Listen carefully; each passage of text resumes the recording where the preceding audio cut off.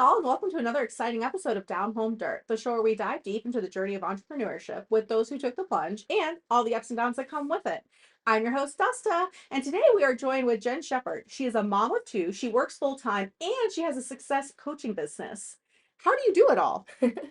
Well, I don't. So I would love to emphasize when you try to take on too much, the best advice I love to give is debunking work-life balance, right? So everybody looks around and thinks that everyone else has it figured out, right? And then when we're not good at balancing and prioritizing all the things, we think that we're incomplete, right? And that we're insufficient. What I would love to emphasize to everybody is you can't do it all, right? So you really have to learn what are the priorities in your life. I love to use this analogy. It's so disgusting, and I just have to say it because it's gross. But like juggling all the balls, right, in the air. I try to say spinning plates, but you look and you assess which of them are glass and which of them are rubber. And what I mean by that is the glass ones, and bear with me, I am losing my voice, so apologies, I sound so terrible. But when you look at all the priorities in your life, you have to identify which ones are rubber, meaning which ones can you let go, knowing that they will eventually come back up, and which ones are glass. Glass being the most important things that allow you to show up authentically yourself, but also find joy. Because so many of us, I'm sure you interview people all the time or you meet them that feel like they're in this hamster wheel of life All the and time. they're just chasing a life that they don't even know what they want. Or you just heads down. We're in a grind culture. That's the way we were raised, right? We were attributing, a lot of us attribute value to what we accomplish. And in doing that, we're chasing this life with our heads down and not even looking up. So what happens? We get burnt out, we get exhausted, overwhelmed. I read a statistic the other day that said 75% of people with young children are too busy to enjoy life.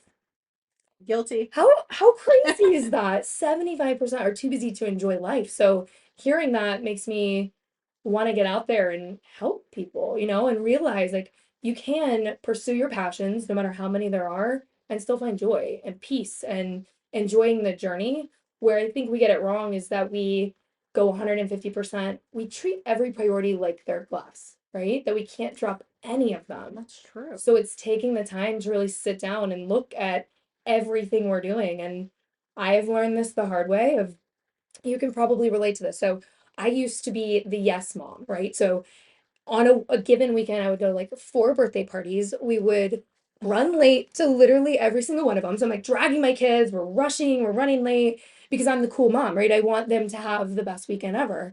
And then we get to Sunday and they would have crazy meltdowns. And it hit me, and I'm like, you know what? This is you, right? Like you're trying to do all these things. You're trying to say yes to everything. And that's when I realized the impact not only did it have on me, but my kids. As parents, I think we don't often reflect on the outcomes and the consequences of what we do and the decisions that we make. Have you seen that? Unfortunately, I understand that Yeah. 100%, and I also have ADHD on top of all of that, so I'm trying to do everything because saying no makes you feel like a failure, Yes. and that's not what we want to do. It's not what we're representing anymore. Yeah. So I have been exposing my ADHD life and being like, yeah, my house is a complete mess. I don't care. Yeah.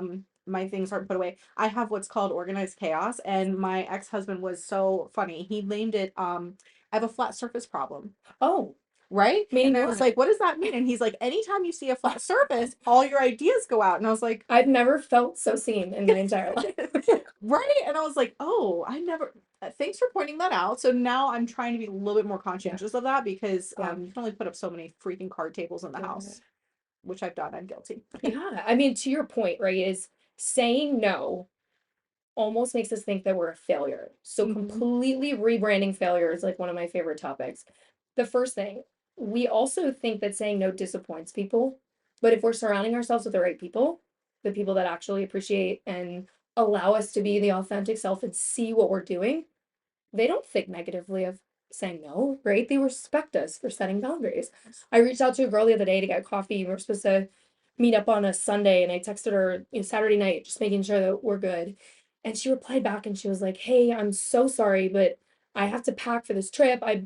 I won't be able to show up as my true self if we do it. So do you mind if we push it back?"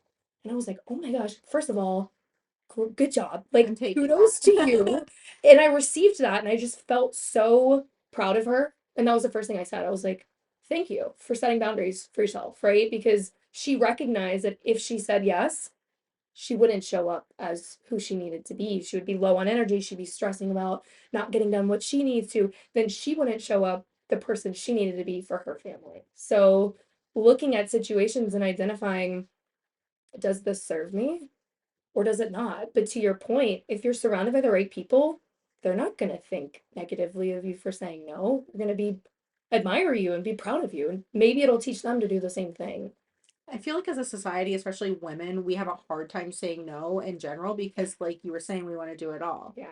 And I personally, I do a podcast, I own a business, I'm a Yeah. single parent, right? So I've got all of these things. And on top of that, I have a son with autism. So Mm. and he's an adult, he's on his own. So we're really proud of him. Yeah. I'm going to cry. But he's only 19, and so but there's still things that I have to do for him, and I feel you on that. And so sometimes I have to be like, no, my priority is my children, or my Yeah. priority is my business. And or I've learned to say, unfortunately, I am unable to.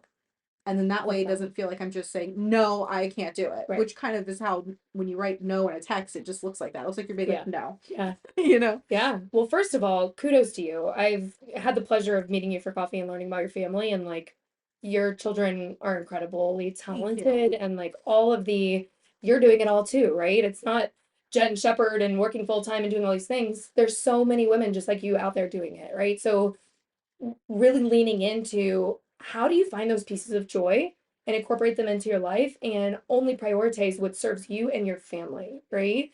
That's really hard. So could you Yeah. give us some pointers on that? Yeah, absolutely. So staying first things first is you need to really, really, really lock into who you are.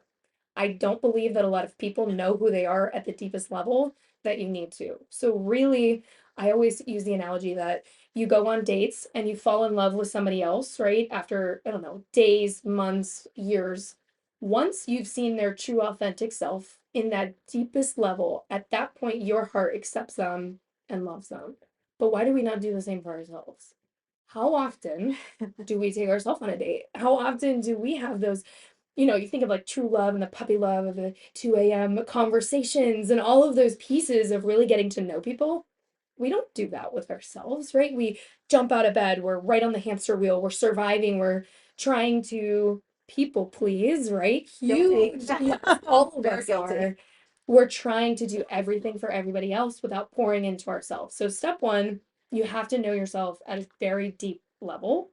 And then once you align with your core values and who you are, it makes making decisions a lot easier because you can say, yes, this does serve who I am, or no, it does not. Second thing is you got to know where you're going. What is the legacy that you want to leave behind? We joked setting up for this about like Oh, lessons guys. from people before they die, and I always joke, I'm like, this is so morbid, but I would say the biggest gems of everything I've learned in the last 16 years have been from people right before they die. I agree with you, and Yeah. I love that so much. And I know that it's morbid, but like Yeah. I'm obsessed with the idea of that. What am I leaving when I die? Right. And so my Yeah. whole thing was is my love language for my kids is food. Yeah. Love I that. I do this thing with them where I make them a really big breakfast on Saturday morning, right? And the second they take a bite, I'm like, "Thank you for accepting the bribe. Now here's what I need you to do." Here's your chore list. Right, exactly, exactly. And or they'd come down like when they were little, like, "Oh, it's so good," and I'm like, "Cool, now we get to clean." They're like, Yeah. "Mother," and I'm like, "Yes, I get that," right? So I started this cooking channel where Yes. I'm cooking meals for my children on YouTube, so that when I pass, like if they want to Wow. go, have Thanksgiving dinner, or if they want to make their favorite, whatever it is, like it's there for Oh them. my God, you're gonna make me cry. That's so I like sweet. I'm already tearing up. So Oh, we're gonna cry in this episode, guys. yes. Well, first of all, that is such a huge step for you to recognize that alone. There are so many people, again, that hamster wheel. Hmm. How many people are really sitting down and saying, what is the legacy that I want to leave behind? So, spoiler alert, I have a coaching call tonight where my clients are writing their eulogy. Literally, we're going through it and Interesting. we're writing it out because if you're not in tuned with the legacy that you want to leave behind, then how do you know what to say yes to and what to say no to, right? You get invites and you really have to sit down and say, hey, although this may be fun, birthday party number 3, or could I watch a movie with my kids, right? What is bringing me joy? Does this align to who I am and where I'm going? Then it's a hell yes. Anything else, Eh, or it's a not now, right? It doesn't have to be a no forever. It can be, hey, it's just not in the time for me at this moment. So let me ask you, what is the legacy you want to leave behind? that's a really good question. It's something that I have been thinking about a lot lately, especially with my business and everything. I don't want to be known as the mom who is constantly at work, right? I, oh, excuse me, I'm getting a little, I'm giving you my hoarseness. yeah, it's this ragweed that's going on. Anyways, that's a whole other story. I just got an allergy pill for that. But the legacy that I'm looking to leave behind is somebody that was helpful to the community, helpful to my children, and honestly had a good time. I don't Yeah. want to be the stressed out one that was trying to do that so much that I wasn't fun. Yeah. So just making sure that they have a good time and they have good memories. Yeah. Because I don't have great memories of growing up. So Well, I think you're doing an amazing job. I mean, based thank on you. what I've heard and what we've talked about, that you're checking all the boxes. And again, like being aware and knowing where you're going makes making those decisions so much easier. So locking in to your legacy and what you're wanting to leave behind. And then equally important is breaking down the barriers that are all in your head, right? That is The so hard. limiting beliefs, the mom guilt is a huge one. I have segments ripping up mom guilt, right? And it's hard. It is difficult as a working mother, right? Is how do you show your kids that you are grinding it out, they're hustling, that you're doing all the things that you need to do, but not taking time away from them? And I always say we focus so much on the time we don't have with our kids. We need to instead It's focus on true. being present in the moments that we have. It's always like, oh, I'm going to this workout class. I should be going to dinner, right? And all of these things, but they're all in our head. They're not other people saying them to us. And that goes for fear of failure, fear of not being enough, fear of what if I fail? What are people going to think about me? All of these, what I call is their irrational future outcomes, right? That are probably never going to happen. But the crazy part is we let them make us avoid decisions. And there becomes, you probably know people like this, where there's a cognitive dissonance between who they are and who they see in the mirror. Mm-hmm. How many people do you know? Maybe it was your myself in previous relationships who morphed into the person that your significant other wanted you to be. Guilty. And then you start, but you never know until after or somebody tells you, right? It's so hard to recognize in the moment, but having that awareness to say, hey, does this align with my core values? And if not, then you just reshift and reshape and rebrand, right?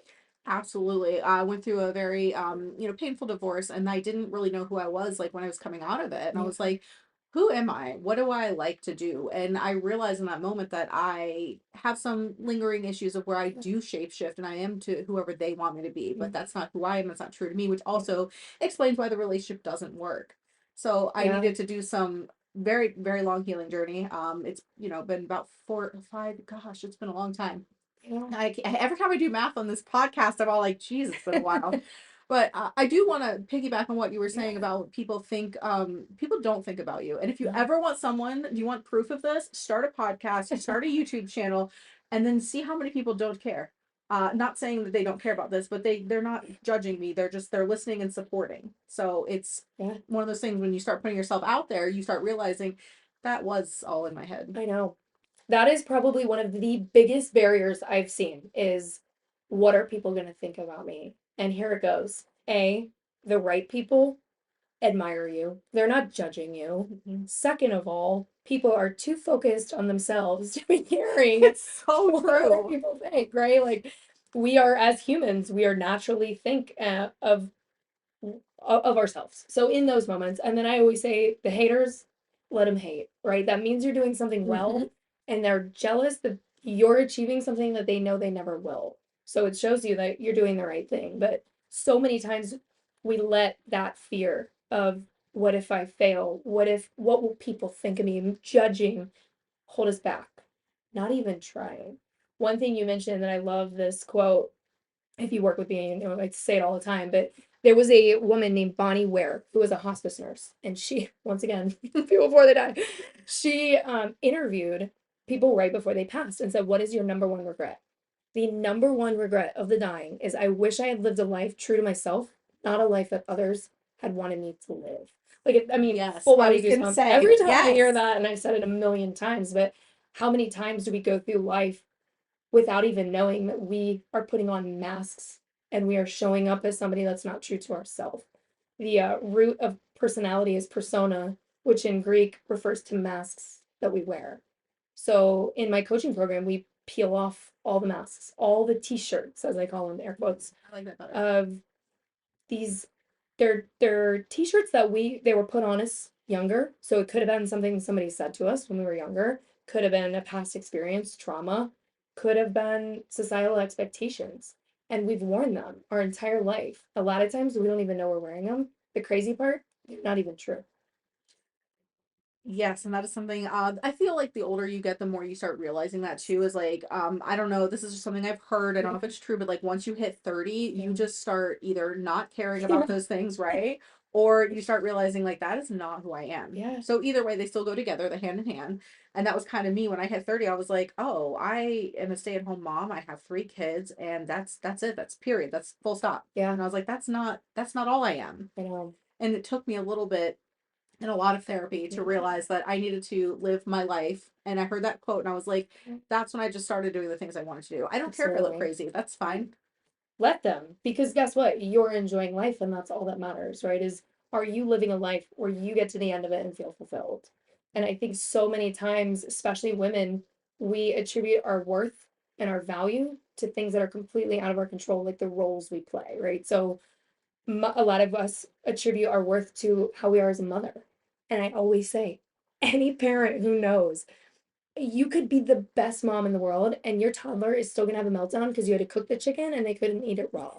Or you could be the best wife in the entire world. You have one little blow up and poof, now you're a terrible person, right? So how often, or maybe we're attributing our worth and our value to the performance of our business. So if we have a slow quarter or if we're not performing well, who are we? Right now, we're terrible. So, really stripping away all of the things that we are associating our value to, and something you're on social media, you probably see this or have experienced it yourself. I know I have, attributing our value and our self worth to the performance of our content. Oh, Oh my gosh. How many likes, how many comments, how many views did our content get? We spend hours, at least I do, same. goofy ass reels, right? I'll put it out into the world. And as soon as I hit send, I'm like, oh, regret, regret. I hate it. Like, pull it down, and then it'll get like, I don't know, not a lot of air quotes around, not a lot. And what I've really had to work with myself on is, you know what, Jen? The things that matter, they don't track that on Instagram, right? It's Mm-mm. about the quality of the DMs, the relationships with the people that you're building. How about impacting people in a positive way, right? You're out there, you're putting your message out, you're interviewing people, you're doing amazing. Thank you. And it's really hard to sometimes not get wrapped up into the performance of the content. That is true. I actually saw something about that. I think it was Yeah. on TikTok, and they had mentioned about, oh, if you only get 27 likes, you don't think that's a lot, but if 27 people showed up at your door, that's a lot of people. Yeah. And so I'm just going to tell you what I did. Yeah. I graduated high school in 2004, and our graduating class was as big enough to write out in the football field 2004, and they took an aerial photo, right? So I was thinking to myself, okay, what is the graduating class? Like, how many people were there? I'm sure it was over like 1,000 people, Yeah. right? And so that's where I started using my comparison to. Mm. Instead of being like, I need millions of people, I'm like, no, Yeah. I just need my graduating class. That's Yeah. my thing right there. Yeah. Or how about one, right? Yeah. I create these goofy videos, like totally embarrassing myself. And I'm like, you know what? If I can just help one person, then I did my job, right? As soon as I get a comment that's like, hey, I really needed to hear that today. Boom. So really being intentional about why you're creating content and what's the reason behind it? Is it creating it to create it? And same with your podcast, right? Why are you having the interviews? Are you just having them to put your face on the internet? No. You're having them because you care, right? You want to get people's stories out. You want to meet incredible people that you're interviewing, right? So really locking into that. But I'm sure you have your reasons for doing it. Well, yes, and they have evolved since I started. Yeah. And so when I started, I was like, I'm an entrepreneur. I feel alone in my journey, and I know there are other people that feel the same. So like, and I was having these conversations, like obviously without a camera, and I was Yeah. like, these are great. This Yeah. is good information. So I wanted to put it out there. But as I have done this, I've been in this for 6 months at this point. It is therapy to me. The amount of people that I have met, the lessons that I have learned, I am hoping to share that with other people as well. So they, Yeah. like I tell my kids, I've done all the hard stuff so you don't have to. I'm hoping that I'm doing this for other people as well. Yeah, that's incredible. And you are, right? So good for you. It's huge kudos for putting yourself out there. It's hard to be in front of people and to continue and being consistent. There's probably days where you don't want to show up, but you do. And the people that you meet, the biggest thing that you can do to, Just making sure that oh, the yeah, power stays on, guys, because oh, yeah, we're going to talk about that real quick. Let me just yeah, stop you right there. please, yeah. So, talking about being messy and talking about not knowing what you're doing. So I arrived here. Not only was I 15 minutes early, and I was kudos to me because everybody knows me, like I'm never on time, And I was not ready, so yes. which is great because I was like, cool, like that'll give me time to set up.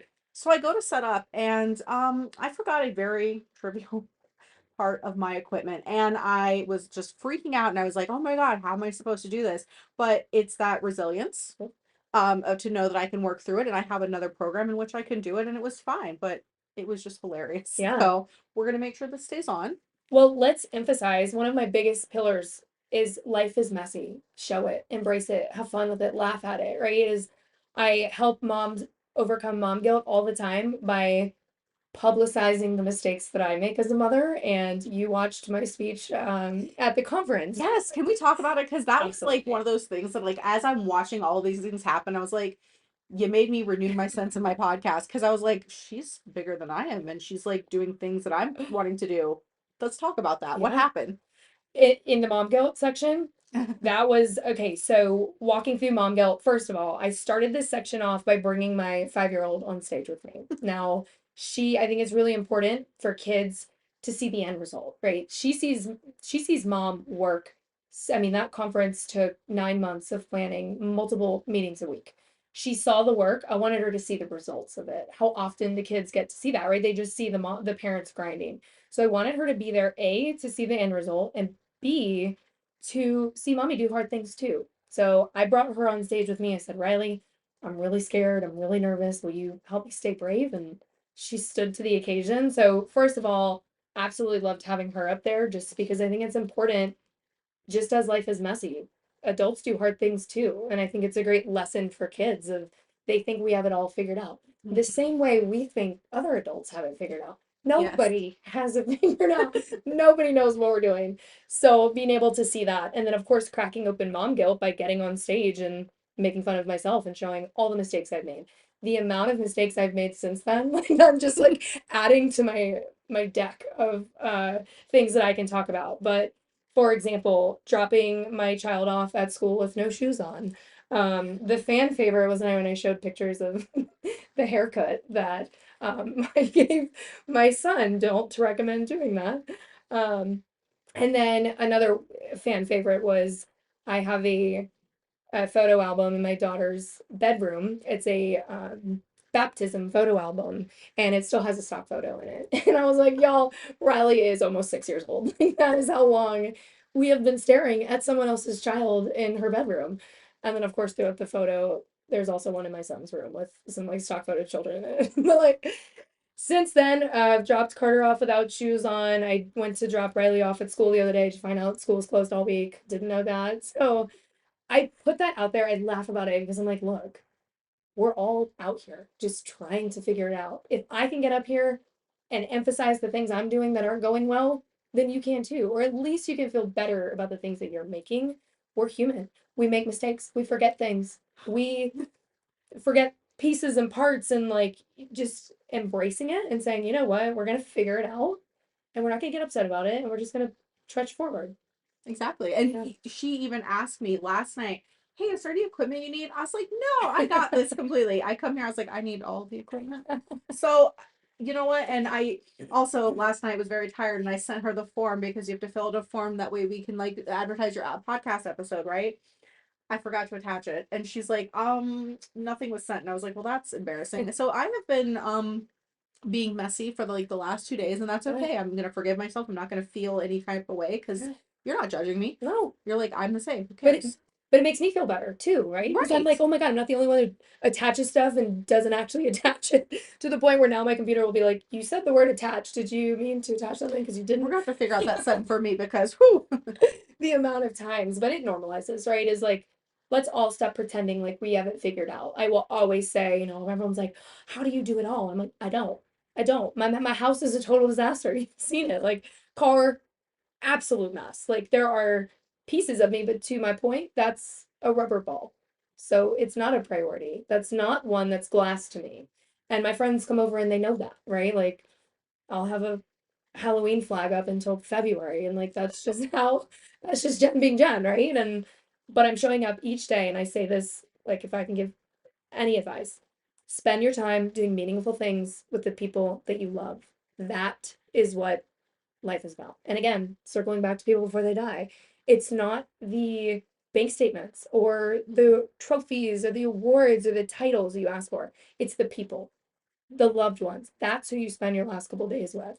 And I just encourage you, we touched on this before, is the network. Who are you surrounding yourself with to lift you up, to make you feel authentically yourself? So once you find yourself, how are you leaning into it and how are you continuing to show up in that version and surrounding yourself with people doing the same? So you've probably met people in your life where you just don't vibe, right? And you're Right. just like, you're a good person, but you're just not my deep, what I call as my front row. Or I heard this the other I day. like that.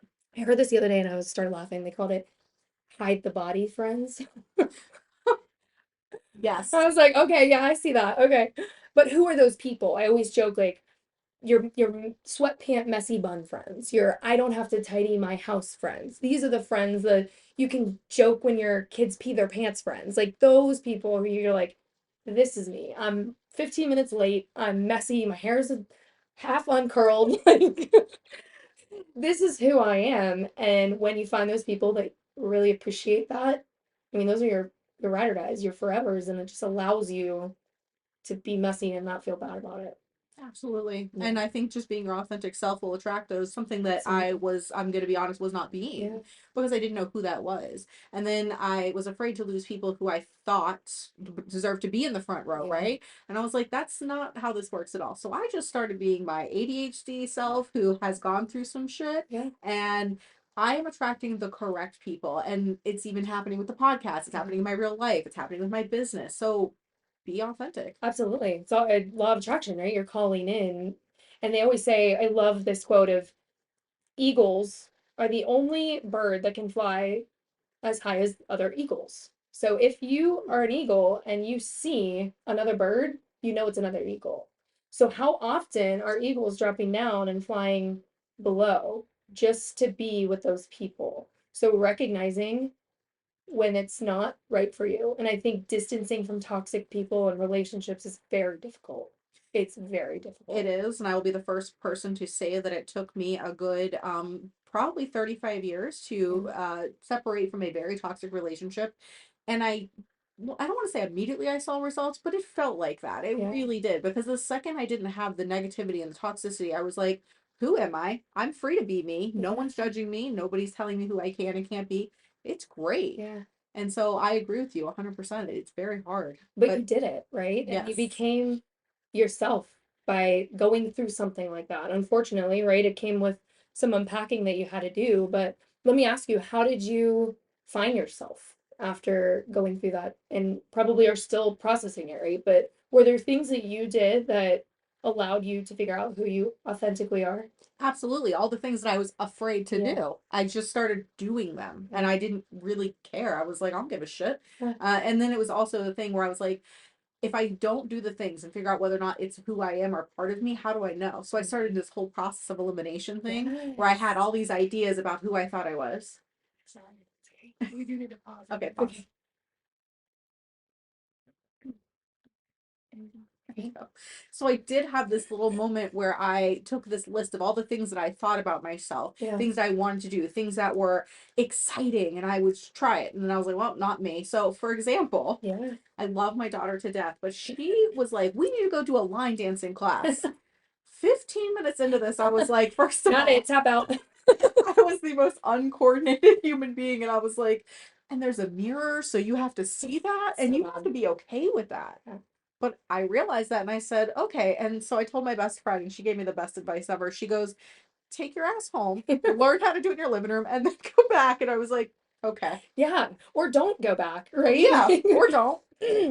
I relate to that. My friend and I went to a step class the other day, and I think we accidentally went into like an advanced one. And oh, it was really humbling. That's what I say. When you like walk out of, you're in an experience where every single person around you is really good at something and you suck so much, which emphasis here, everybody sucks when they first start out at something. We often compare our beginning to someone else's middle, Mm-hmm. and that's damaging. So allowing yourself to suck is another one of my core values of just fall down, be messy, right? But it is humbling when you're in these situations and you're like, oh my God. It'd be one thing if everybody around me sucked, but like it's just me. Like I can't do this kick flop, fall around, twirl around, jumping and in rhythm, adding on top of that. Oh So yeah. similar to you. And then you got the mirror there. It's like just re-emphasizing. Just like, mm. And you know what made me laugh too is there was a lady there, and I have lupus, so like my joints hurt and I can't really move them. She has arthritis. She's got to be in her 60s. She's out there doing these high kicks, and she's like, "Are you good? Just stretch your knee out." And I was like, I need to go home and lay down." Like this was absolutely embarrassing, but she didn't care, and she wanted Yeah. to help me achieve. So like Yeah. that's the other thing is like when you start being yourself, this lady didn't care that I was 30 years younger than Yeah. her. She didn't give a shit about nothing. She was Yeah. like, "You wanted to come here, you want help, let's do it." I love that. So And another thing to your point is are what we think we want may change, mhm. right? So it's this, first of all, more kudos to you for doing the work, right? To look and see, like, hey, this is who I am. Let me try these new things. I absolutely love that. The trial and error, let's see if it works, if it doesn't work. And I just I encourage people to be okay if it changes, right? It should change. If you're continuing to evolve and better yourself, you should not be on a linear path. Your No. life should look like shoots and ladders, right? You go up, you go 4 steps, 2 steps forward, 4 steps back. It's up, it's down, it's fall down, it's spin around, right? It's are you in constant pursuit of what makes you happy? That's all that matters. So trying that class was amazing. And maybe you practice at home and go back again. Or maybe you're like, okay, cool, I tried that and now I know that that's not for me. But how many of us pursue a career or a job thinking like, this is my dream job? I have before. I've worked 8 years to get to a position that I thought was my end all be all, best thing in the world. And I got the job and I was like, you know what?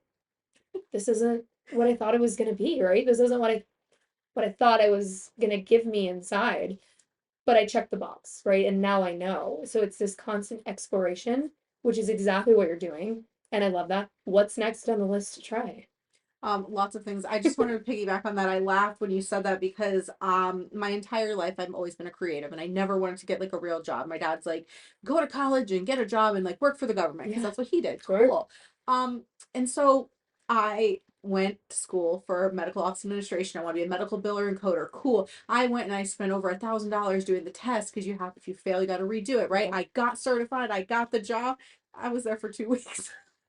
I was Yeah. like, this, This ain't not for for me. me. No, but you know now, right? Right. And good for you for leaving. There's so many. So I did work in the government. And let me tell you, it was a lot of people hating their job. They were clocking in the hours. They were waiting for their pension and waiting for to retire. And I remember looking around being like, oh my gosh, everybody is miserable here. Like, this is not where I want to be.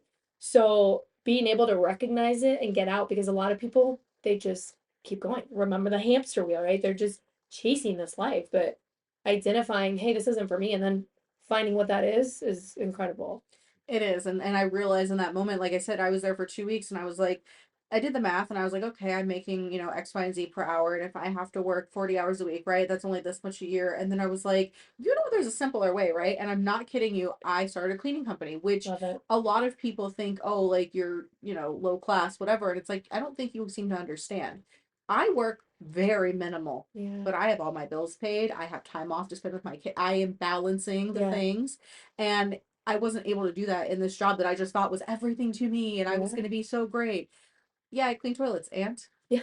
and And if you're happy and you're balancing and you're fulfilled, then screw anybody else that tells you anything. So exactly. that's for them to deal with and process. So the fact that you've done that and you've scaled an amazing business, and you're working with your daughter is amazing. Goals right there. Yes, and so you ask what's next. So I Yeah. get really excited and I jump into things, and that's part of the ADHD, and I am not going to apologize for it because we don't do that anymore. Never. Yes.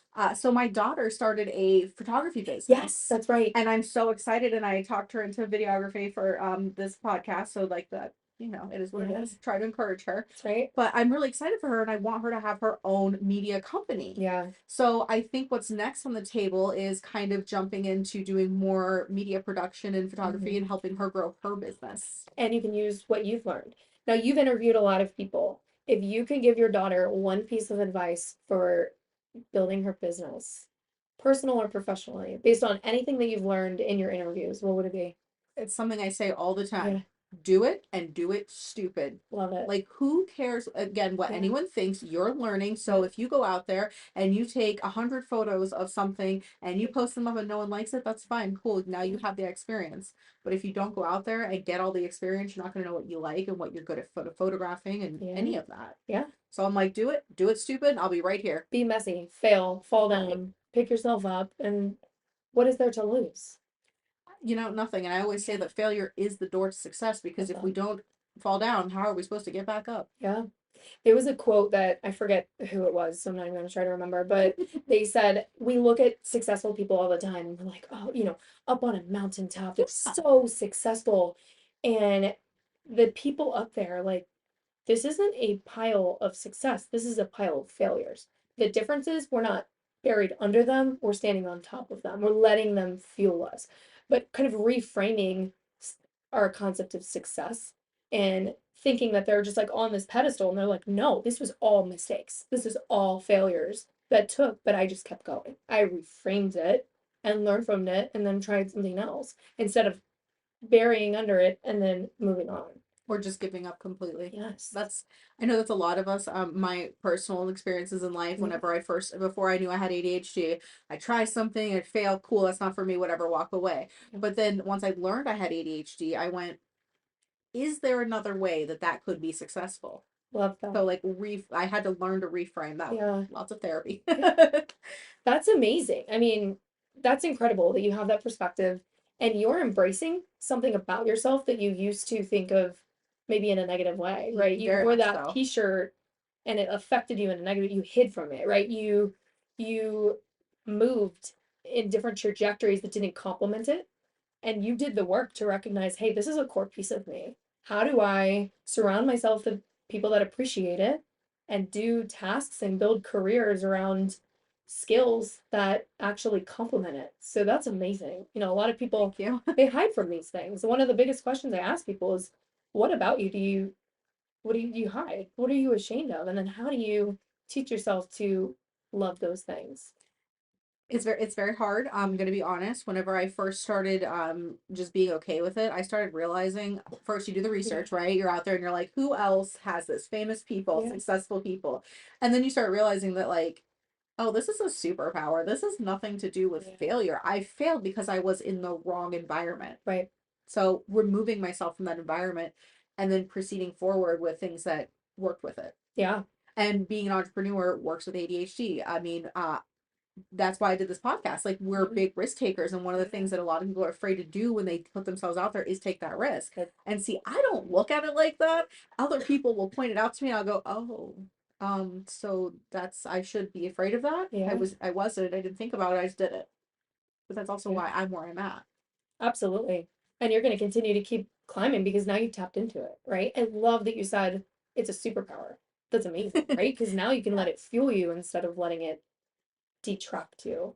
I work with, stressed out, overwhelmed high achievers, and a lot of times they'll be like, I'm sorry, I'm a visionary. And I'm like, first of all, don't ever apologize for that. I think oftentimes we apologize for these capabilities that we have and these qualities that people automatically think are negative and they apologize for them. When I'm like, no, no, no, no, girlfriend, that is a superpower, right?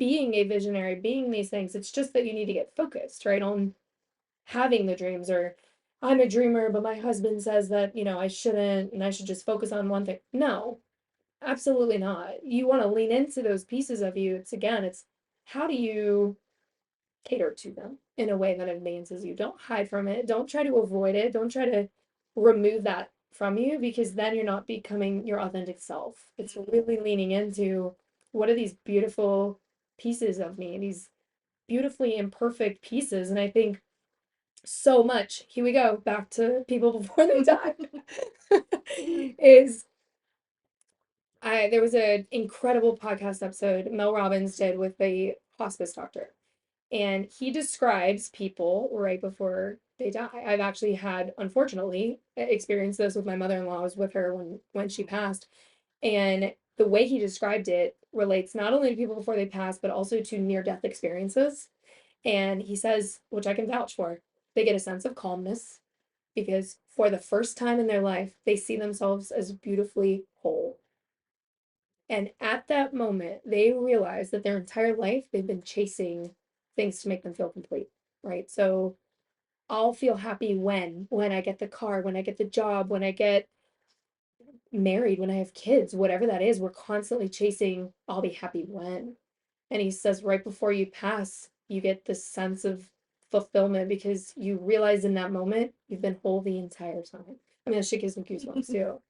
But how do we help people unlock that feeling now instead of waiting until before they die? And it's exactly that, right? It's learning who are you? You don't need anything else. It's really just showing up every day, doing what you love with the people that you love. And if you can do that and not worry about the noise around you of people and things that are said, and they're going to try to get you off course. But if you really focus on the signs that are meant for you, you're going to live a life. And what's crazy is I've done have you done breath work sessions like With Joss. yes, Yes. stop it, you did. Love her. She's been on the Love podcast. her. And that's when I learned that not only through her, but I have what's called disordered breathing. Really Hmm.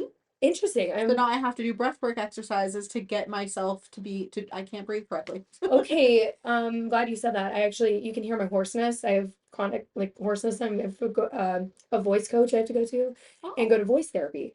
I learned that I breathe wrong. I was like, wait, I'm 34. Why am I just finding out? And then it just goes back to this, breathing is something we were never taught to do. We just Yes. do it out of the womb. And I never knew you could breathe wrong, first of all. But anyway, circling back to Joss, who is freaking amazing. I did one of her breathwork sessions, and it actually put me in a state where I experienced that feeling. Where, not to get woo woo and go like all into the details, but it was almost, I related to almost like a near death experience because of the subconscious state it elicits. And I saw myself and like my soul, air quotes, as beautifully whole. And I realized in that moment all these things I've been chasing, right? The career, the working all these hours and all these things. I had a moment when I got home that night. I was like, crying, just like journaling everything that I had experienced. And I was like, I've been chasing their own things this whole time. All that matters is spending time with my kids, raising them to be fearless and take life by the horns and go for it and live authentically themselves, my family and my friends. And that's it. Mm-hmm. And if you can do those things, you don't need anything else. The car doesn't matter. The job doesn't matter. It's, and you learn to love yourself. In 16 years of research, I've realized that the biggest thing missing in our lives to like demyth all these limiting beliefs is self-love. And I do believe that we don't know how to love ourselves. But if we do, it changes the game. And you I can tell already by chatting with you and the things that you're doing and the things that you've said, like you've locked into that. And it's probably transformed the way that you show up. Yes, and change the things that I like you said, things change in your life. And I always used to be, when I started the business, I wanted to be so successful and have all this money and buy a really big house and have the Range Rover and all that stuff. And then my kids turned 18 and I was like, do I though? Yeah. And so I started doing the things that I wanted to do and showing up the way I want to show up. And it did take that. And I'm gonna cry because my son called me the other day. He's 19. Yeah. And he told me that I was a really good mom. Oh, If it's what you want, yeah. it is. Sorry. No. No, not sorry. Yeah, you're not sorry. No. And he was like, and the reason why he said this is because he had just broken up with a girl, and he was like, Yeah. telling me all of the things that he didn't think was that they were raised right. And he was like, you did it. He's like, you had to have help from me and my sisters, but you did it. Yeah. And I was like, Thank you. Like, because that's all that matters, right? That gives me full body, all down my legs, goosebumps. I mean, that's all you can ask for as a parent, right? Is you did it. You Right. through, and it also probably makes you appreciate the mess and the hard work and all of the grind and the tears and the blood and the sweat leading up to it because now you know it was all worth it, right? It was absolutely. And I was not a perfect mom. I'm still not a perfect mom, and I'm Nobody okay with is. that. Yeah. But the fact that my 19-year-old son told me that he has noticed a difference in other people Yeah. and that he thinks he was raised right, and he even said, "You raise your kids to be successful." And I was like, "Thank you." Yeah. That's really I'm just gonna stop crying. No, that's amazing. I mean, you can go to bed at night knowing that you've done everything that you could ever want to do, right? Is you've fostered that within him and you didn't even know intentionally what you were doing, right? This is by No. you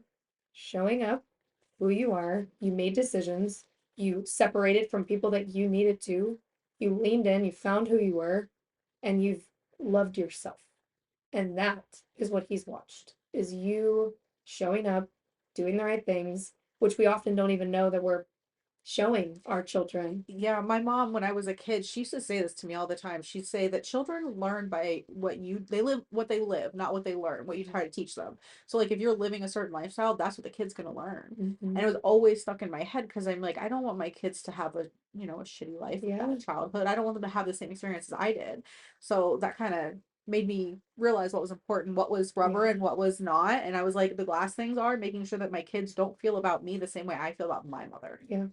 and that was important to me, and that's been my whole focus. It's amazing. Well, So congratulations. That's thank you. huge. And I think too is a lot of moms struggle. Going back to the mom guilt, they think that again, we're focusing on the time that we don't get with them. So as someone who works multiple jobs and I travel a lot for work, I've really had to work on oh, here I am. I'm leaving actually tomorrow, and I'm not getting home till Friday night until for a work trip. Could I be sulking and I'm a terrible mom? Yeah, but I'm not, right? This is A, they're watching you. They're watching your hard work. But B is knowing that you can travel for work and still raise kids that feel unconditionally loved. And you can grind it out and you can build a career and prioritize yourself and your hobbies and still be a present parent. You can. It's not an either or. And I think a lot of moms are like, "Oh, well, if I'm over here, then I can't be present." No, you can because again, it's about how you're showing up in the time you have with them. How many times are we surrounded by friends or family and we're heads down on our phone, right? Checking the emails. Granted, we all slip into it. It's It is true. life, right? It's hard to set boundaries with devices, but if you can, I think that you start appreciating the fact that you can be a mother and still be present and you can still raise kids like you did that feel unconditionally loved. And I was a single parent the entire time, and that's one of those things. I mean, Yeah. yes, I was married, but I was still the brief period of time that I was married, I was still a single parent. I was the Yeah. only one there. I was the one showing up for them and making sure that they felt like I was there. Yeah. So it's just more proof that if you put your mind to it and you like this is your priorities, the results will be there. Yeah. And I feel that way because as a single parent, I feel probably more guilt than I should, Mm. We all because do. Sure. Yeah. yeah. And only because I'm like, oh well, if there was more family, if there was more, but it's like, if there was more, how would that have shaped who they are? Exactly. I don't think that my daughter would start a photography business, start a business. Let me just start there. Yeah. Because if it wasn't for her watching me do it for the last 4 years Yeah. and being right by my side, no, if I would have had a job, I would have been like, okay, you'll go to college and get a job, which I'm not saying nothing negative. I went Yeah. to college too, but I see that drive in her, and I'm trying to, what's the word I'm looking for? Like, Uh, like when you see the spark into somebody and like yeah. you're trying to ignite it, fan the flames. Yes. And I'm like, okay, okay, let's do Yeah. this. And not only has she watched you show up, she's watched you mess up, right? In So a many good way. times. But that shows her that, like, okay, I can do it too. I can mess up. You left a toxic relationship and you said your son called you and said he had what?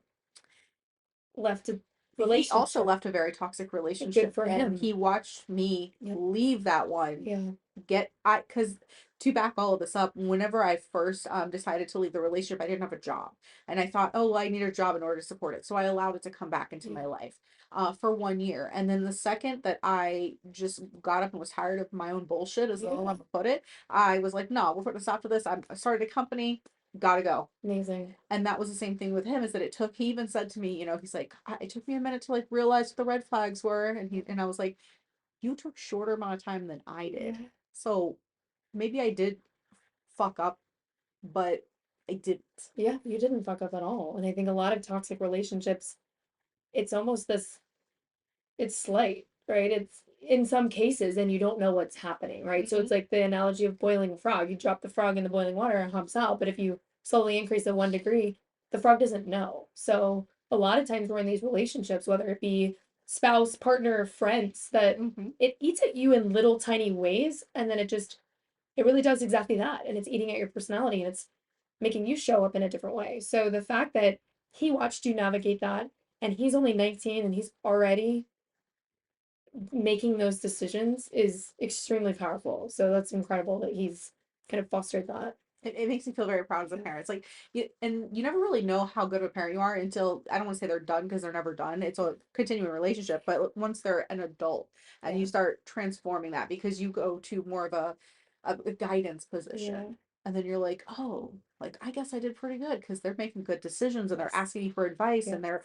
recognizing bad patterns, and I'm like, cool. Yeah. Like, And that probably makes it easier to let them go, right? Like to go into life. yes. Then you're not helicoptering them because you don't trust them. You trust them because you've seen the decisions that they're already making in their teenage years. And you're like, you know what? Okay, I've done my job. Now go experience life, which is going to allow them to lean in and make mistakes and know that you're there, not paving the way, but you're there almost as like a fallback cushion when they need you. And that's going to make them very successful. That is one thing that they don't tell you when you have children, is when they become Okay, give me all the adults. advice. Oh my God, it was the most, I'm in the chaos. oh, yeah, which is great. And you will miss it. I do miss it. There are days that I'm like, man, I wish you were in a diaper still. But at the same time, I am like, you have no idea. It's like they're out in the world and they're making decisions, and you're like, is they gonna, oh my God, like I'm literally on the edge. But then everything's okay. Yeah, So it's taken a little bit of time and him living on his own for me to be sure. like, but oh my God, they don't tell you that when you have kids. One day they're just There's gonna, no manual period no, for any of it. it's so frustrating. I know. I will say when it comes to kids too, there's a lot we can learn from them. So when we talk about messing up and falling and, you know, experiencing life, is you the best example of this is toddlers, right? I've got a 3-year-old downstairs that you know, green boogers and probably a poopy butt, but watching them learn to, it's cliche, right? The walking and the falling down and the riding the bike. And I showed that picture of Riley. I got this video. I'm like, all right, Riley, it's your first time riding a bike. And before I even finished the sentence, she like fell over and starts screaming. Within 6 minutes was back on that bike and rode it without training wheels by herself, right? And potty training. Kids are similar to parents. We are navigating new challenges hourly, it feels like. Yes. And we don't give ourselves enough credit for the things that we are doing. So, you can learn a lot by just watching. Kids don't care about being judged by anybody else. Look at the way they dress and the way they act and the way they like show up. They don't give a shit what anybody thinks about them. So, power to that. I love it. They fall down, they get right back up. They don't have these judgmental fears. So, really leaning into that has been monumental, and just allowing it to happen and learning from them. No, absolutely. And that reminds me, so I have a little one, she's Yeah. 9, right? Yes. And I feel like, She's the firecracker. oh my God, yes. And I feel like her seeing all of the transitions that I've made, and like how brave I was to like leave her father and, do all this. Yeah. She'll tell me straight to my face, I don't care what anyone thinks of me. I don't care what these people at school thinks of me. I She love does that. not, like, it doesn't phase her. Yeah. She'll go to school with two different socks on. She used to wear a uniform, Yeah. right? And I love that. And she'll tuck it in and pull it all the way up here. She's like, I don't care. I'm wearing my uniform. I'm good to go. I got two different socks on. I'm like, girl, She's get gonna it. run this world. She is, because she does not care. And you Yeah. could tell her, hey, maybe you shouldn't do that, whatever it is, because people will what. She's like, I don't care if you make fun of me. Yeah. Okay. So But I'm, that speaks to you, right? Because she's watched you show up authentically as yourself and lean into the pieces and the parts about you. So she's already doing that at 9, which is phenomenal and is going to be fearless. My daughter's very similar, and she'll run the world, but she's so hard to parent. Yes. Yeah, like, right, I get that when you're older, but like, put your damn shoes on. We have to go to school. Yeah, that has been Yes. fun. So I got a therapist because I was like, we don't, and I learned something. If you ask a question, they can't argue with that. Mm. And I was like, okay. Oh, So if I'm like, so hey, simple. yeah, like put your shoes on. No, it's like, hey, can you put your shoes on? Yeah, I could do it. Okay, I'm gonna use that. Yeah, I learned that the other day and I was like, oh, well, I've been, But can you nap? Can you wipe your own butt? see, exactly. And then they'll just, yes, I can watch me. Watching. Feel like Riley's like, yeah, but I don't wanna. Okay, so we have the same child. That's she's like Coraline. I can, Yeah, I can, but I don't care. right? And I'm like, I love you to death. Ah, yes, so hard, but so great. So can we talk about some of the challenges that you have faced trying to pivot away from being all of these things? I know you're juggling a Yeah, lot. So let's talk first of all, sure. let's talk about what you're all juggling. Okay, so I work full time right now. I'm an account executive selling cybersecurity software. On top of that, mom of two under six. On top of that, I am a speaker. So you've seen me speak on stage. Also hosted women's wellness and empowerment events, which are amazing because They're it's fusing fantastic. mind and body, right? I think so many conferences focus on mindset and success habits, but there's a huge piece missing, which is how are you treating yourself? I always love the word fuel. Fuel isn't just what you're putting in your body, it's how you're treating your body, right? So you've done Joss's breath work, the grounding, any of these pieces are integral. So back to your question, and then of course on top of that, I'm a success coach. So I help overwhelmed high achievers regain balance and achieve their goals by unlocking fearless confidence. So I have a framework I run them through. First one being identity. So we talked a little bit about really finding out who you are at a deep level, locking into your legacy. So what is that legacy that you want to leave behind? Stripping away the negative self-talk and all of the mental barriers that we have up. Next is surrounding yourself with the right people. And the last one is healthy habits. So what habits being time management, productivity, health being an integral piece, which I won't nerd on like cycle syncing and wellness and all that, but that is a core piece of it, right? And I always say, you can know who you are and know where you're going and have a really resilient mindset. But if you're not surrounding yourself with the right people, or if you're not treating your body well, true transformation can't happen. So that's what I do. That's my passion, my why. And then as far as my biggest obstacle would be, and I know a lot of people can relate to this, you can too, is how do you work full time while running a side business, while having a kid, and prioritizing your health, yourself, and your relationships. So it's really, I always say it's not that you need more time, it's that you need more clarity on how to spend your time. So if you follow me on social, I'm up at 5:15 in the morning because I love to. It's not like I have to do this. I love getting up early, getting a jump start on time without my children. Like I always feel reactive and like running behind when my kids wake me up. I need Mm-hmm. that time for myself to get centered and focused on the day. And in the mornings, I'm working on scaling my business and then working full time. And of course, traveling for work makes it a little bit difficult. And then being kind to myself and just saying, you know what, if you miss dinner because you are at a networking event or have a coaching call, that's okay. You're still present parent. You're still, again, raising kids that are unconditionally loved. So I think for me is the time is how do you manage it all, and a lot of times it's hard to really scale your business while you're working full time, Mm-hmm. so making those decisions of what does that look like. What about for you? What was the biggest challenge you faced? Can we pause? Yeah. We're already at an hour. Oh, okay. Okay, and go ahead. It's okay. We talk a lot and that's great. And we're back. And scene. So one of the biggest challenges that I personally face is I have ADHD, so I try to juggle all of the balls at the same time without realizing which ones are rubber, which ones are Yeah. not. And this is just me. I have had to, and I don't want to use the word fail, but I have tripped over my own feet Yeah. more than once. So I'm making sure that I put the things that are absolutely necessary and then everything else falls into place Yeah, because that is something that it's taken me a long time, just as an adult in general, absolutely. because I went through my whole life like hamster wheeling it.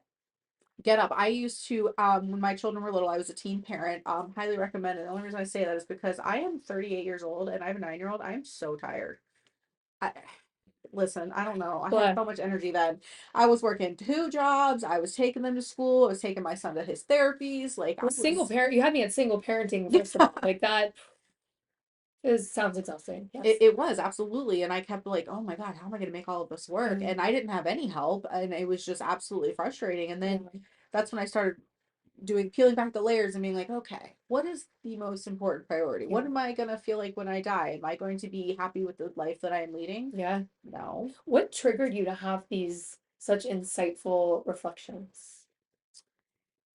I think honestly, losing the life that I thought I wanted. Mm-hmm. I think that that's what it was because I was married, I had the house, I had the kids, I had the car, I stayed at home. And I was like, okay, one minute I had it, the next minute it was absolutely gone and it was all on me. And I was like, wait a second, is this even like, is this what I want? Is this what I'm doing? What is going on?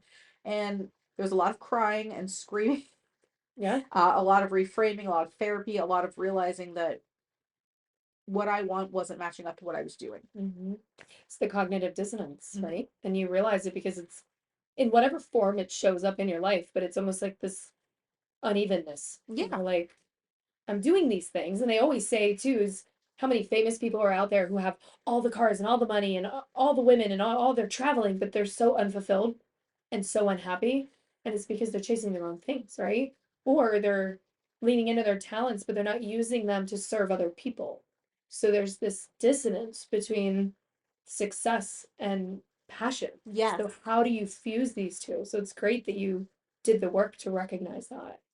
Yeah, it took a lot. And I'm very proud of to say like I made that before it Yeah. was too late is the words I want to use because sometimes you can retire like my dad, for example, and that was one thing that really kind of drove me too. I watched my dad work for the government, repairing black boxes, his entire life, Oh wow. right? Yeah. And the only thing he would ever talk about is my retirement, my retirement. That's all I'm looking forward Yeah. to. And he was not happy. And so he actually ran a side business where he had rentals. And even in that, he wasn't necessarily fulfilled. Yeah. And now that he's retired, he's out traveling, he's enjoying life. And those are the things that really make him happy. And I just parents are a good example, Yeah. and you just look at it and I was like, I don't want to feel that way. Yeah.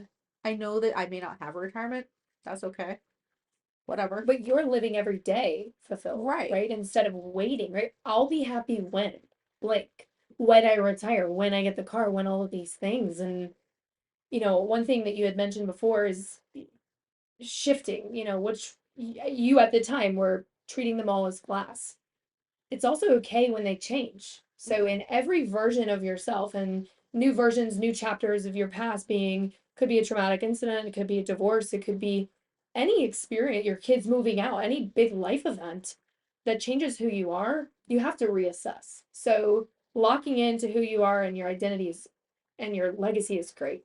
But you have to constantly, every quarter almost, lock back in and say, is this what I really want?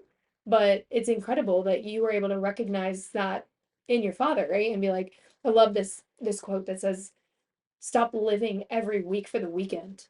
Mm-hmm. How often are we like, oh, happy Monday, like it's only Tuesday, right? Like we just like dread the week. What we're looking forward to is Friday, Saturday, and Sunday, but why? That shouldn't be the life that we live. We need to find ways to insert, and I'm not saying it's realistic to like love every single second of every single No. day. Whoever has that, tell Like me all the great secrets. drugs, But yeah, honestly. Have you tried drugs? but it's finding the little ways, and there's always going to be things in your day that set you off. You can have the most perfect day planned, and like kid gets sick, or someone ticks you off, or road rage. All these things. It's just going into it and being like, you know what, I'm fulfilled. I love myself. I found peace. I'm beautifully whole. I'm just gonna do these things that sprinkle in joy, and that's all you can ask for.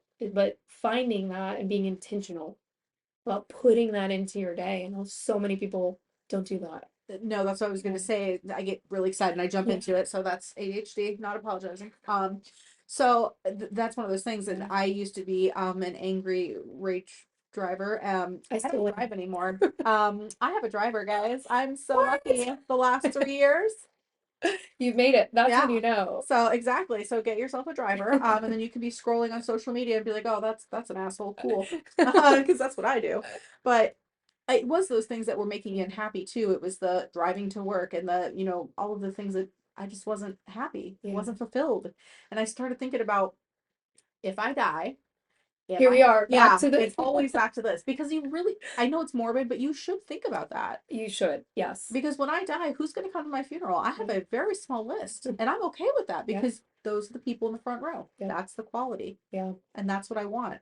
And I want to be happy, and I want to do the things that make me happy, and I just don't care what anyone thinks anymore. That's all that matters. And right it took there. a long time to get there. And you got there, which is the amazing part. Not only did you get there, but your kids watched you get there. And now they're getting there. And they're not getting there at 34, 35, 50s. They're getting there at 18, 9, right? Like, so everything that you're doing has an impact, positive impact on your kids. So, I mean, I just encourage everybody to continuously look inward, find those things, explore them. If they don't work, great, move on to the next thing. It's not line dancing, it's something else, or step, Exactly. or any of these things. It's just the exploration. It's so cliche to be like, fall in love with the journey, but it is so true. And you hear about these professional athletes that their entire life, they're like, I just want to win a Super Bowl. And then they win the Super Bowl and they go into depression because they don't know what's next. You set these goals, and having goals is great. But if you don't enjoy the journey of the steps that you're taking to get them, when you achieve them, then you lose who you are. You've tied your identity to a result and not the actions that it's taking to get there.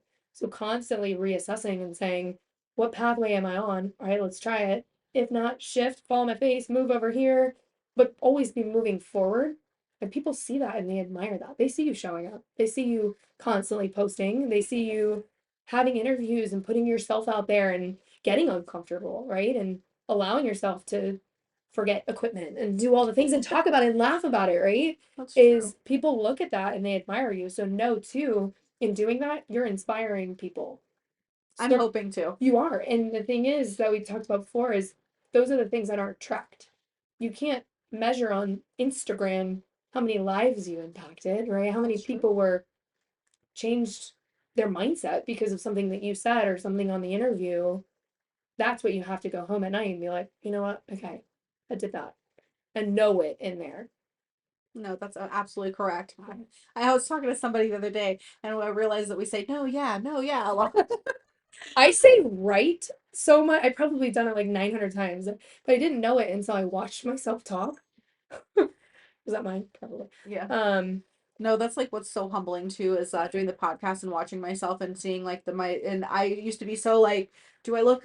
But now I'm like, you know what? This is who I am. I'm comfortable. Sometimes I'm in pain and I gotta squirm a little bit, but it's fine. And people see it and they're like, oh, she's being hurt, right? Yeah. It's like they see the authenticity and they will connect with you better when they see you showing up that way. It's those videos of, do you remember like during COVID times and these girls would get on their selfies and they'd be like, oh my God, I just woke up. I look like crap today. And they're like beautifully curled hair with like perfect face of makeup. I'm like, first of all, I hate you because that's not realistic.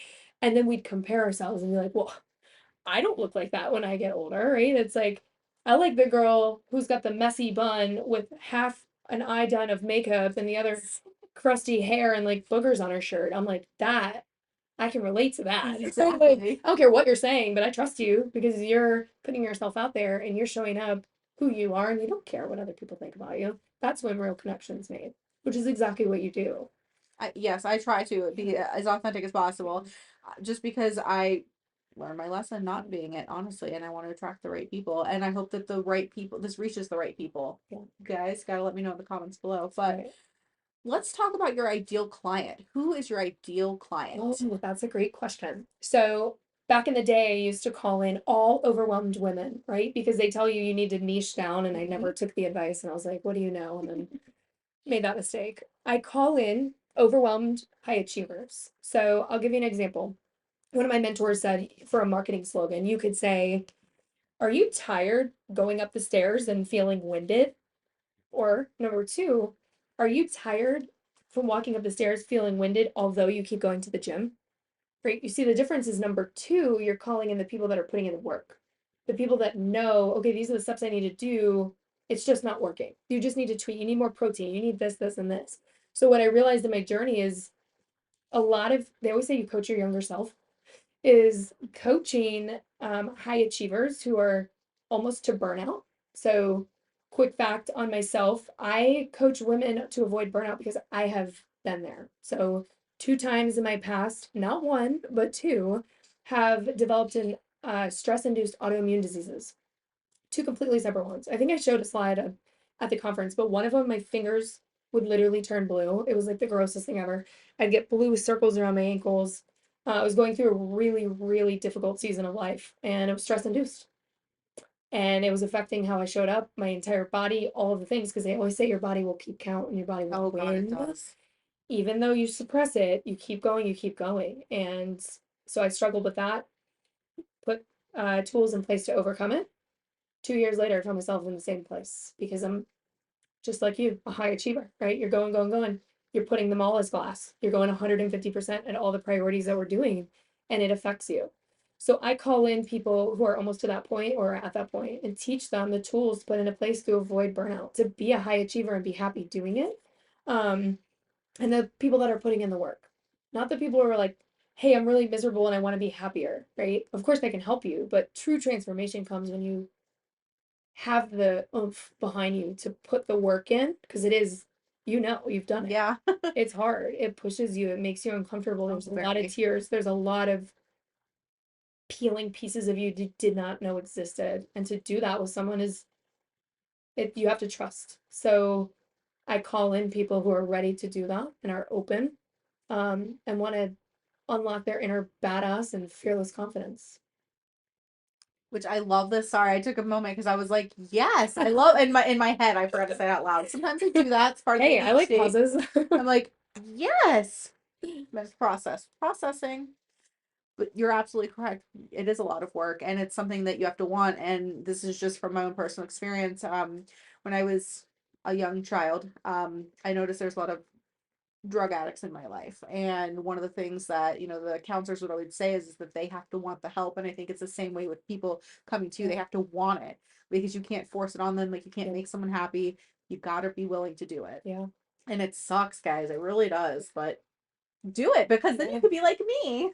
Because what is the result, right? What is the outcome? That you're living a happy, fulfilled life, that you're still juggling all the priorities, but you're enjoying the journey. That's the end result. That's the value you get out of it. So I think too is understanding the transformation and articulating that and also showing it, right? Like this is who I am, this is the life I live.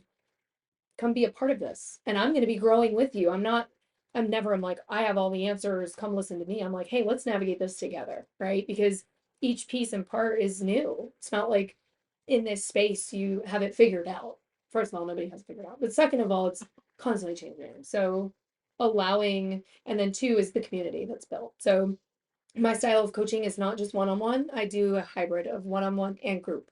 So I'm bringing all these high achievers together and we're getting on calls together and we're working through things together. And there's tears, there's work being done, but I have been a part of these courses in the past and I'm still very close with the women from years ago that I went through that with. So it's the bond that you create and that community, the front row that you're building of other supportive badass women navigating something different. They're all in different seasons of their life. They're navigating similar pieces. So I love that piece of it. It's not just one-on-one coaching, it's a community being built. I think it's really important Yeah. too because one-on-one can feel, I don't want to say the word overwhelming, but just somewhere in that realm. Yeah. Because it's like, oh, I'm gonna sit down and tell you what's wrong with me.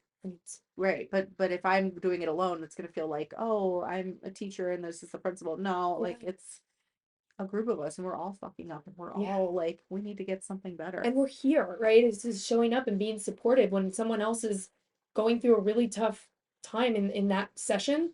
It's that support is they're lifting her up. And then when she goes through something, everybody's lifting her up. And it's this constant, shared community of support, which I think is fascinating. And I always tell my clients, I'm like, look, I don't want to be the therapist that you need every single week. I want to help you get the tools so that you can go out and be successful without me. I want to bring you in, give you everything I know. We're going to try different things because with everything. It's not like one formula fits every person, right? No. It's we got to tweak this. Like here's an overarching framework. Let's dive in and figure out what exactly you need. Constantly assessing the wheel of life, right? Where are you in your family, your finances, your spirituality, your hobbies, your personal development, and what areas just need a little bit of tweaks. But I always say I want to equip you with the tools so that you don't need me. You only need me for a little amount of time, and then I get to watch you go out into the world and continue crushing it and being a badass because love that. that inspires me, right? I don't want to be something that you need forever. I just want to motivate the shit out of you and then you go do your thing. And just be a part of them forever in here Yeah. and up here. And I'm always there, right? I will be with people for years of their journey. It's just I'm not needed as a crux. So I love that. That's great. I never thought about that. Yeah, because Yeah. how much time do we have, real quick? We're at, I don't know if it's Okay, probably gonna wrap it up if that's okay Yeah, with you. of course. Do you have any upcoming events you want to talk about? Not events. My next coaching course should launch in February, but that's it. Okay, so Yeah. we're gonna cut that out. Yeah. And see. And see. So tell us where everyone can find you. Yes, absolutely. Thank you for asking. So my handle is Resiliencerewired. Name comes from resilience, obviously being a key quality that I want everybody to embody, and rewire because you can rewire your brain. Repetition and consistency, you can reprogram all of the negative limiting beliefs. And so Resilience Rewired. It's resilience.rewired on Instagram. And then I am right now in my coaching program, and I will have another 7-week hybrid. It's with one-on-one and group coaching launching in February. So stay tuned. Ooh, I'm so excited. And we will share that information with the episode so people can connect with you. I'm really sorry. This happened last time too. I was like, I right can't at the stop end. it. Go ahead. It's okay. You're good. Take a drink. This is a part of it. This should be Yeah. be in it. So, like, just guys, the videographer over there is coughing, and it's okay. That's right. We have talked so much. She's so inspired. Super inspired. Blooper reel. Okay. We need bloopers. Bloopers are important. I cannot wait to share them. I'm like so excited about this. All right, are we good? Make sure you get the one of me sticking my butt in the air. That was a good one. Is this live, guys? You can see all the fun things that happen. So I just want to thank you so much for doing this interview today, and I cannot wait to share you with all of my listeners and have you possibly come back in a year and you can update us on all the progress that you have made. Yes. Well, thank you. First of all, I'm just so proud of you for everything that you're doing. you. You have an incredible podcast, and you're putting yourself out there. You're doing amazing. You're impacting lives, and I'm just very appreciative that you would have me on here, and thank you. It was great. Yeah. And just so everybody knows that we met at the Women's Empowerment Conference. conference. Yeah. Wow, my brain just stopped for a second. It's fine. And I met her, and I, for some reason, was really attracted to her energy. I just kept watching her, and I was like, why do I just want to talk to you? So after it, this also, to keep in mind, when she was on stage, everything kept going haywire. Speaking of messing up, and that was a big technical difficulty one. Absolutely. And it was one of those things that I was like, that's why I'm drawn to her, because even though all of these things are going on, she still kept her cool. She was like, this is what it is. All right, moving on, moving on. And it wasn't like, oh my God, sorry guys, I just don't know. It was complete confidence. And that's what she gives to her clients. So go look her up, follow her on Instagram. Are you also on Facebook and TikTok? I have not. Nope. Limited to Instagram for now. That's okay. Yeah. I feel you on that. Sometimes it can be overwhelming. So go follow her, and thank you guys for watching another amazing episode of Down Home Dirt. We'll see you next week. Thank you. Bye. She's like, I'll turn it off when I turn it off. Yes, queen.